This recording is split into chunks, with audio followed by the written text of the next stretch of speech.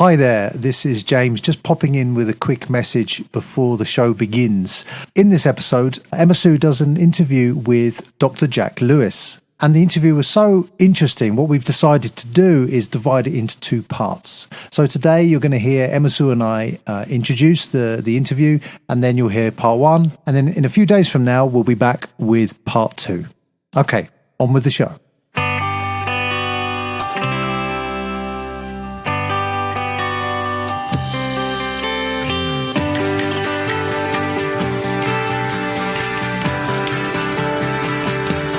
Welcome to 7 Skills for the Future podcast. My name is Emma Sue Prince, and this podcast is based on the internationally selling book by the same name. This book focuses on 7 important skills. They are adaptability, critical thinking, empathy, integrity, being proactive, being optimistic, and being resilient. And this podcast is all about how you can bring these skills into your everyday life so that you are living a life full of happiness, full of purpose, great relationships, doing work that you love, and just really getting the most out of life.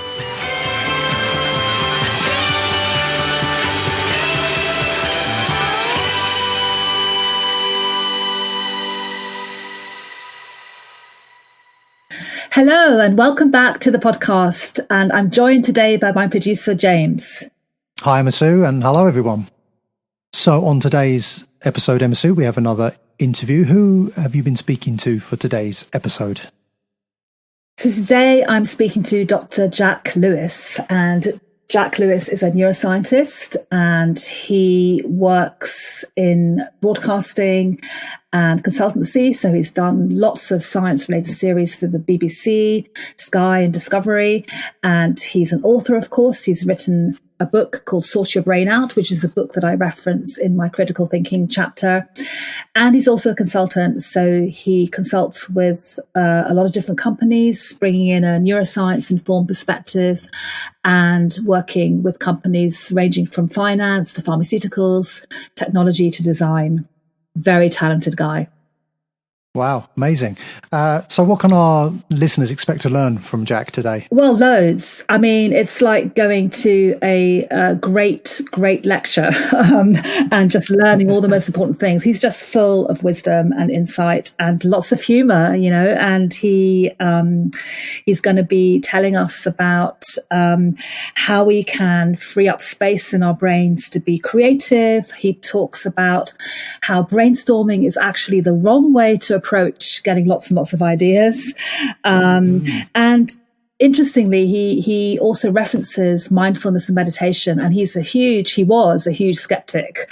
So he's kind of like a convert to meditation and mindfulness practice, which is quite interesting. So yeah, just a really interesting guy. And I think our listeners are going to love it. So that sounds really fascinating. Yes, I think so. So let's listen to the interview with Dr. Jack Lewis.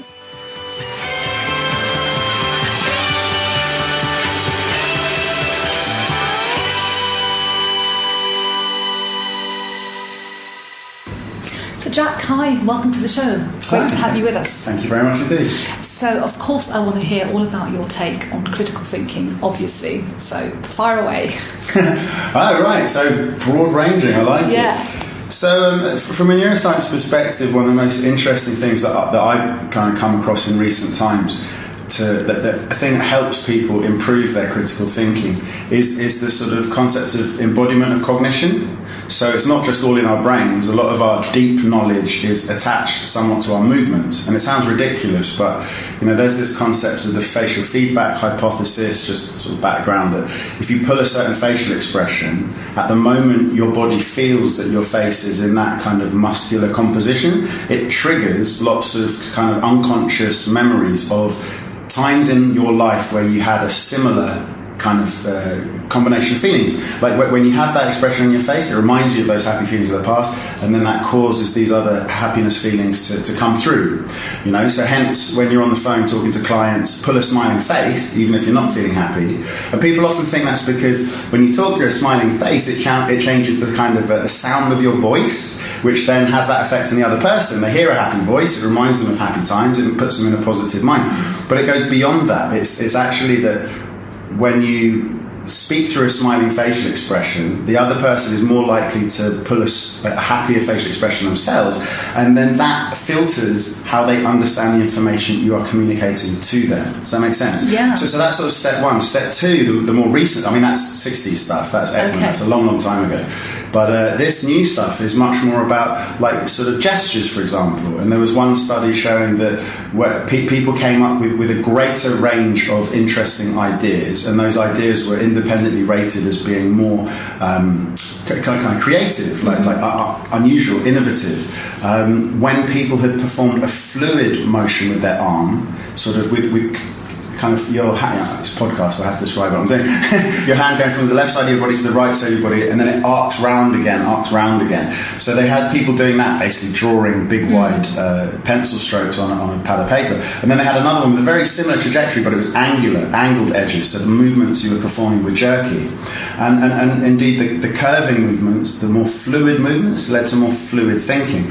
So obviously, when it comes to critical thinking, the first thing is to kind of generate a lot of ideas related to the problem you're trying to deal with, and then the critical bit comes later. Once you've got a list of, say, 20 excellent ideas having performed fluid gestures compared to 12 fairly ropey ideas having performed jerky gestures, you then come to the critical phase of being brutal in your analysis of whether or not they have any, they're going to hold any water. You do a full SWOT analysis on each individual one, and then you can figure out which thing is worth pursuing. But so it's kind of the pre-critical thinking stage. I find it fascinating as someone who initially resisted this concept of embodiment of cognition, because it sounded too airy-fairy that, if we perform expressive dances, it will not just filter the way we see the world and consider various concepts, but actually change the way we think of them on a fundamental level.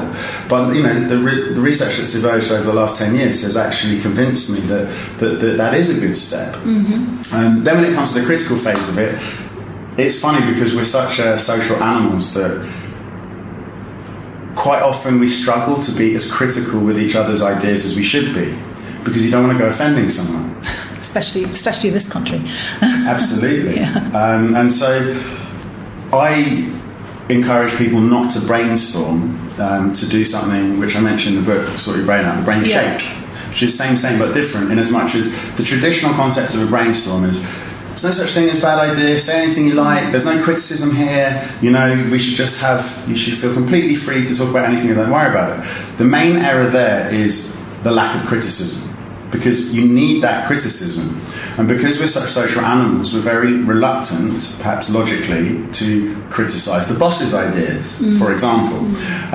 The boss's ideas will always tend to get a bit more airtime, just out of politeness by the minions, and that's no good for moving forward. You cannot think critically about something if you're simultaneously antagonised by the need to maintain your reputation and your order in the pecking order and so forth. So the basic idea of brain shake is that and it's not I just rebranded someone else's idea. I read the evidence that suggested you need criticism, and it's very helpful if you can divorce ideas from their originators, because that way the whole social, the social game becomes divorced from a blunt, objective analysis of whether the idea is good or bad. And in order to get that aspect out of it, the final stage of this brain shake thing is to divide the room into two halves at random, get one in, and basically debate it in a very old-fashioned way. Come up with arguments, 5-10 minutes arguing for it, another team arguing against it, and you're hoping by randomising that you're going to get a 4-team composed of people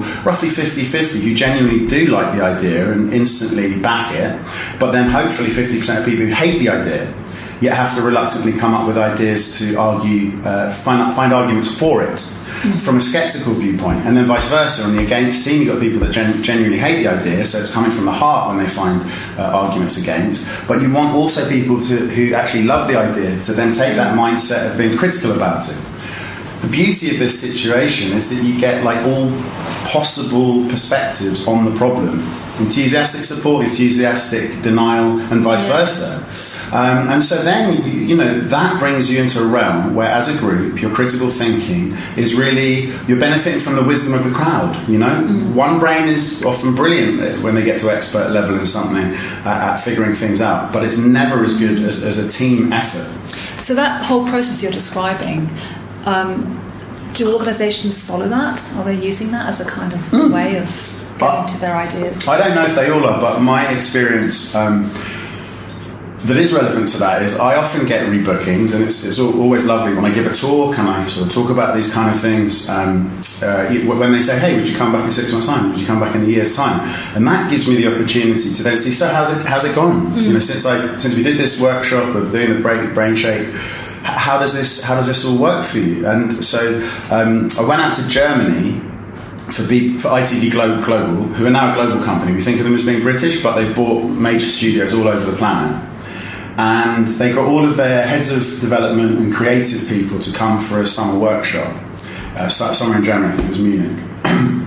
And yeah, so the host was the MD of ITV Germany. And so I did that talk with the global mob, and then I came back again 6 months later because they said, "Hey, will you do it just for the German team, you know, Germany ITV, will you come and give it for us?" So that was amazing because I got to speak to the head of development, and you know, him and the MD had heard it before, but the other 50 people hadn't. And he said, "Yeah, we've been using it for the last 6 months, and our hit rate, as in developing an idea and getting to the point of it getting produced, actually the TV program being made and airing, it's gone up. And the ideas are considered more original, and so in a creative industry, they found that their already well-honed raw creative potential was improved yet further by using this. Now, of course, that's very anecdotal, but as I mentioned, I was basing the idea in the first place of sort of encouraging people to take this approach. It was on the basis of research that I found in the literature originally. So whilst it's anecdotal, it's reconfirming stuff that is in the academic literature. I really think it's interesting what you said at the beginning about the connection with the body and generating lots and lots of ideas, but using your body, using body movements, that obviously triggers something in the brain, because I think when we think, it's possible when we think of critical thinking to just be thinking of it as all in our heads. Absolutely. Yeah, I mean, and also just with intelligence in general, like if you look at the components of IQ, so a short word on IQ, whilst it's very popular and it has brilliant predictive power, it's supposed to be something which stays the same your whole life. Like in its original conception, that was the idea. Yet every 10 years, people's IQ on average is going up and up and up. So hang on, the original theory is wrong, so why are we still hanging on to this thing? It also doesn't capture every dimension of intelligence. It was conceived in the middle of the last century, so it's a pretty old concept. But it does predict very well how well people will be doing 10 years later, 20 years later, 30 years later, according to traditional parameters like level of educational attainment and the amount of money you're earning.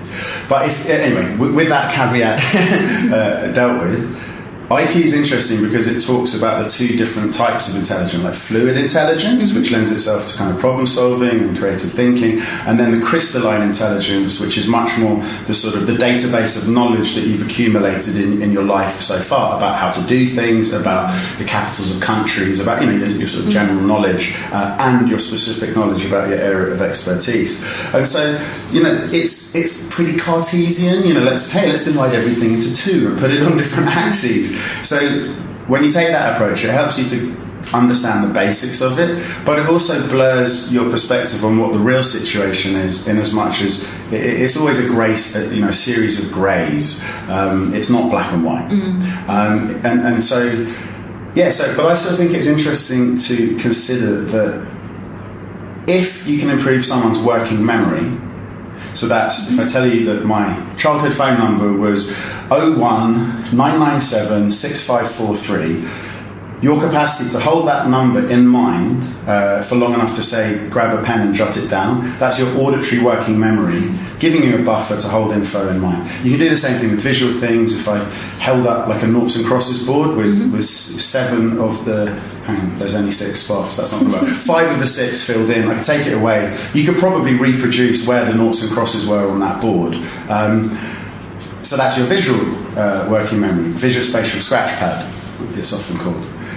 These two things are adaptable. These two things can be grown through practice in specific kind of exercises. And if you improve a person's working memory, if they do an IQ test before and after the training, you find that their IQ score goes up.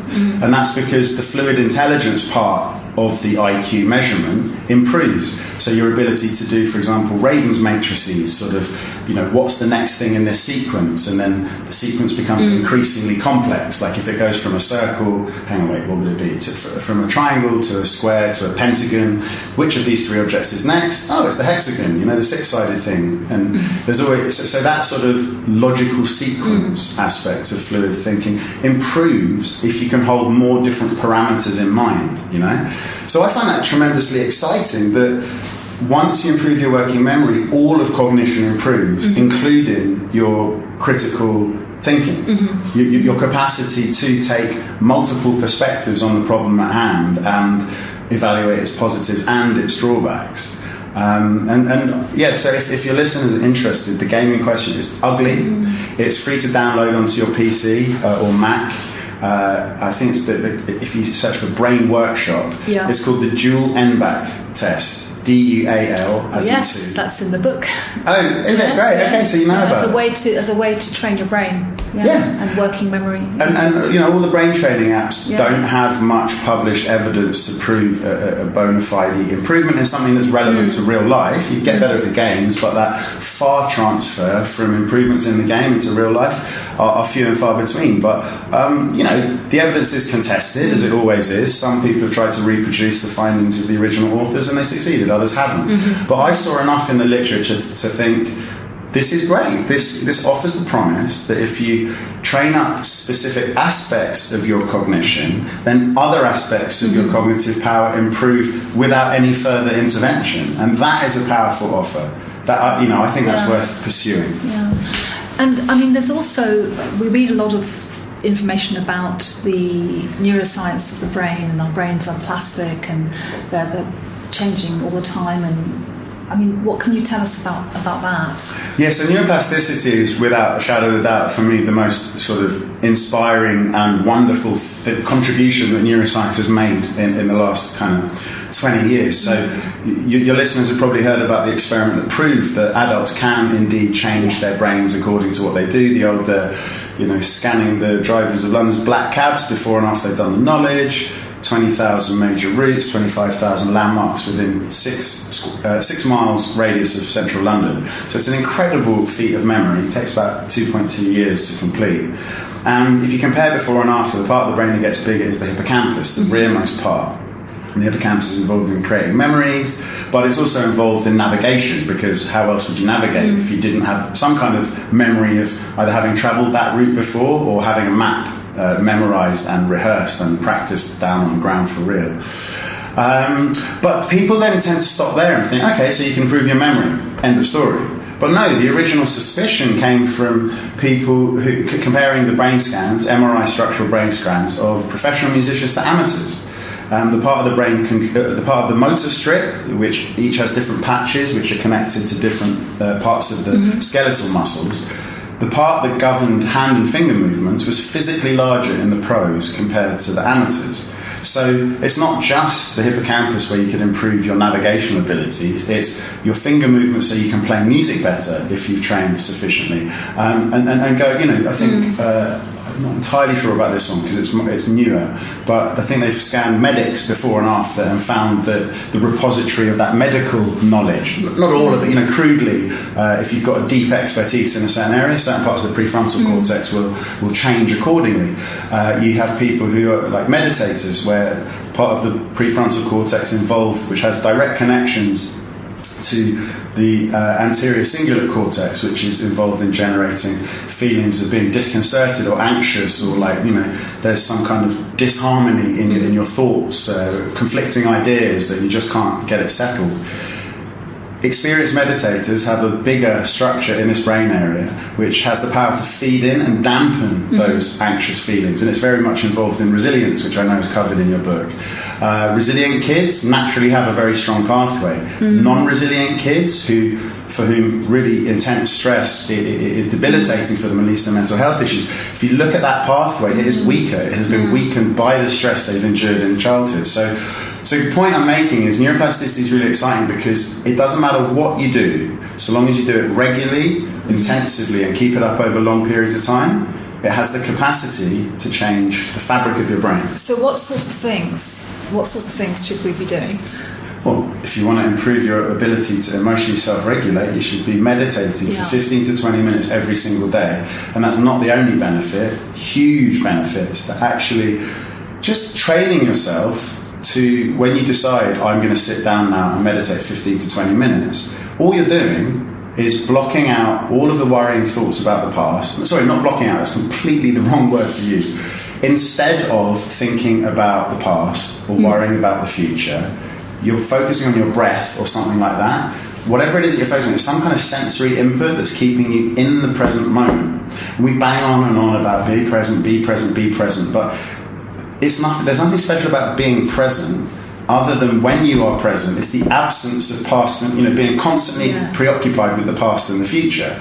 And I'm certainly someone who thought for a long time that meditation's for New Age hippies, people that have spent too long travelling in India or whatever, and it's all just a bunch of yogic hippie stuff. But I'm totally convinced by the latest research so it's got to the stage where in 2015 scientists did a meta-analysis of nearly 20 different studies investigating the benefits or otherwise of meditation through neuroscience studies, and they concluded in that meta-analysis, published in Nature Reviews Neuroscience, which is a very top-level kind of journal, very highly regarded. Mindfulness meditation is good for humans' physical and mental health, which perhaps won't come as a surprise, but the kicker for me was and their cognitive performance. So if you take it from the perspective of your average business person who's so busy, juggling work life and family life and maybe, God forbid, maybe even a social life, but there's just no time. They might not be motivated to do meditation in order to change the parts of the brain, in order to get all these benefits, if it's just for their physical and mental health, because quite often people put their work and their family ahead of their own needs. But if you tell them that it will improve your cognitive performance, so whether you're at home or at work, that investment, not waste of time, that investment of 15 to 20 minutes each and every day, and it's got to be daily or your brain won't bother making the requisite changes, it improves your cognitive performances. So whether it's critical decision making, whether it's innovation, whether it's juggling very important social interaction matters like not burning bridges by snapping at people, or healing a burnt bridge, building a new one with someone, to have that extra capacity, that extra cognitive potential. Meditation is an investment. You don't have to go away to Tibet for 3 years. I'm talking about wherever you are, 10 to 15 minutes per day minimum. And if you get more, you get a greater benefit. So it's like the number one thing you're recommending. It's just, it's not even new. No. Buddha's been telling us this for 2,500 years. It's just for me as a scientist, I wasn't interested in Buddha, Then, so for me personally, it was my last book where I rediscovered these ancient Buddhist concepts through an analysis of the latest neuroscience relevant to the 7 deadly sins. Who'd have thought? Do you know what I mean? So the science of sin was all about, all right, so Pope Gregory the Great came up with this idea back in 6 AD. Let's simplify the sins. Let's 6th century AD.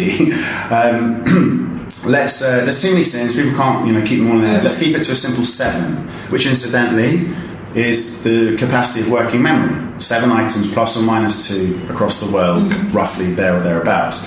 That was a George A. Miller paper from 1956 that pointed that out. So in some ways, Pope Gregory the Great preempted George A. Miller by, over 1,000 years, so good on him.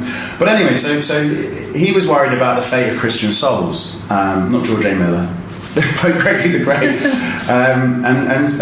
But I was thinking, well, I'm an atheist, I don't really believe in Christianity, but maybe he was onto something. Maybe those 7 temptations, those 7 habits, maybe there's something in that regardless of your background, where in the world you're born, what you believe in, maybe all humans suffer with those 7 types of behaviour.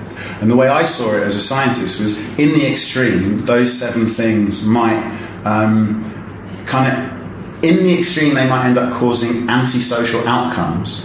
So that person will end up being shunned by their community, and social isolation is really bad for physical and mental health. So it's a slightly convoluted story, but we need all 7 of those behaviours in moderation. Because if we were to abolish any of the 7 of them, then things would go horribly wrong for humanity. Like, imagine abolishing lust entirely. We'd never reproduce. Gluttony, it helped our ancestors get through periods of food scarcity because they're gluttonous behaviour. Opportunism, when there's lots to eat, it means you could tuck away fat under your skin. So there's advantages in a moderation for all those 7 behaviours, but in the extreme, they cause problems. And so looking at the neuroscience that was relevant to pride, to envy, to sloth, to wrath, to all these different things, I found that this same brain area kept cropping up again and again and again. And it's part of the brain we've already mentioned, the anterior cingulate cortex. There's a sort of upper part of it, the dorsal part. It always lit up, whether it was narcissists responding to social rejection, whether it was experiments where people wind each other up by giving each other stronger and stronger electric shocks. They could measure the amount of retribution that person wanted to give back in a tit-for-tat exchange by how much they cranked up the voltage. And the more they wanted to exact revenge, the more this part of the brain became active. There was actually a positive correlation between the degree of revenge sought and the amount of activation in that brain area. So this is the brain area where meditation experts have this super highway to that area to dampen it down. Yes. And I concluded in that book, I've basically told you the whole book now, so you don't need to read it. But a lot of those extremes of antisocial behaviour seem to come from a place of social pain. Yeah. Because this brain area is involved in processing physical pain, social pain, anxiety, feeling disconcerted, all of these kind of things. And so I was like, I was just gobsmacked. I was like, oh my God, so the conclusion of my book is going to be Buddha was right. Suffering is inevitable. You can't switch this brain area off entirely. It would be bad for your life outcomes if you did do that. No one wants to ablate the DACC, trust me. Because it's a sensor that helps you navigate the social world. You need it. But when it's over-responsive, it leads to huge problems. It makes people ill. And so I don't know, like even as a sort of atheistic person, my mum says never say atheist, always say agnostic. But I'm an atheist, I'm a scientist, for God's sake. Look at that hypocrisy, I said, for God's sake. But no, so the upshot is I found myself thinking, Christianity got it right. Simplify it to 7 things that can people remember. Keep an eye on those 7, because the list of naughty human behaviours is endless. Those are the main culprits of social unrest. And then the takeaway point is of most global religions is you need to foster communities with strong ties so that people feel like they belong. Yeah. And then they're unlikely for their experience of emotional pain to get to the point where they start behaving like an utter arsehole to everyone around them. In the working context, in the social context, those people who are the nastiest people they're in pain. And if you think of that, if you think, what is their DACC doing when they're behaving so abominably, it basically leaves you, logically, to the only course of action is compassion. You can dissolve all of that anger and frustration and venom that you feel when you want to avenge the social slight that person committed against you in a public place in front of your peers. And you have to go, no, this poor person is suffering horribly, and it means that you suffer less if you're in that sort of compassionate, sympathetic mindset, and it means the other person doesn't get the satisfaction of winding you up in a way that might otherwise get. It's a win-win-win, and it means that you are more likely to treat the problem at its cause rather than treating the symptoms of what's causing it. The symptoms are the abominable behaviour. The cause is there's something that's gone on in that person's history or in the last week, either at home or at work, that's just making their internal life a place of turmoil. So for me, the whole 7 deadly sins thing, forget the afterlife. As far as I'm concerned, it didn't bother me dying. Not existing didn't bother me before I was born. So why in the world would it bother me after I'm gone? Like, I don't care about the afterlife at all. I'm all about making a heaven of life on earth. And that's why, in terms of where do you guide people towards the best aspects of neuroplasticity? I go to meditation because it's not just going to help them improve their physical, mental health and cognitive performance. It's going to have all these other benefits as well that spin off from that in terms of promoting social harmony. And then the flip side of the neuroplasticity story is be careful how much you use your technology. Because if you regularly, intensively, over long periods of time, constantly twitching to pick up your smartphone every time there's a break in the list of things you have to do, you're squandering all this time and energy and brain adaptation to adapt yourself to what? Checking social media notifications. People just don't stop and think, is this helping me? They become a slave to very beautifully wrought algorithms that are designed specifically to entrain more and more intensive engagement. So if you don't put in some kind of checks and balances to diminish Silicon Valley's hold over the tendrils of your brain, then you're screwed. Because it's very compelling, isn't it?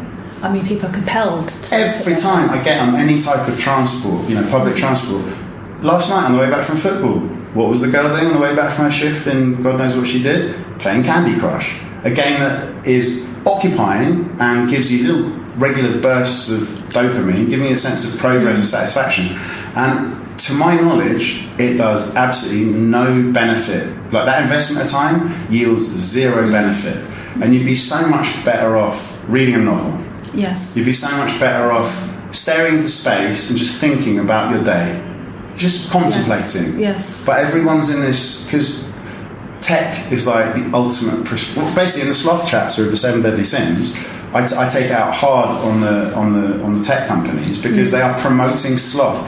Every single one of the 7 Deadly Sins has been exploited for profit over the last, well, probably forever, but certainly over the last century. More and more and more, just squeezing more money out of those temptations and frittering away our precious free time on bullshit activities. I say bullshit because it makes me angry. It's so, to me as a neuroscientist, it's so flagrantly obvious what's happening. But to the world, the average consumer who's sort of just, as I do, the other side of me is a consumer who fritters time away on TV series or whatever. It's just I don't. The apps are so the feedback loop with apps is so tight. Yes. From my knowledge of addiction, I'm wary of that stuff, so I stay away from it. But in other regards, I'm a complete idiot.